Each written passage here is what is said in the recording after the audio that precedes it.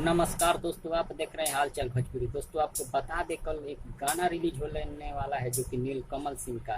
जी हाँ, एक वो भी सैड सॉन्ग रिलीज होने वाला है जो कि काफ़ी ज़बरदस्त गाना होने वाला है। गाने का बोल है काल्हे विदाई बा। जी हाँ, काल्हे विदाई बा इसे लिखे हैं आलम दिलशाद और म्यूजिक डायरेक्टर छोटू रावत भी है, जो कि काफ़ी ज़बरदस्त गाना होने वाला है। इसे अपलोड किया जाएगा नीलकमल सिंह ऑफिशियल चैनल पर, जो कि कल 24/8/2020 को सुबह 6:15 में इसे अपलोड किया जाएगा। आप जितने भी नीलकमल सिंह के फैन हैं, इस वीडियो को ज़्यादा से ज़्यादा शेयर करें ताकि गाना हिट कर जाए। जी हाँ, नीलकमल सिंह ऑफिशियल चैनल पर इसे अपलोड किया जाएगा काल्हे विदाई बा, जो कि ये भी एक सैड सॉन्ग होगा।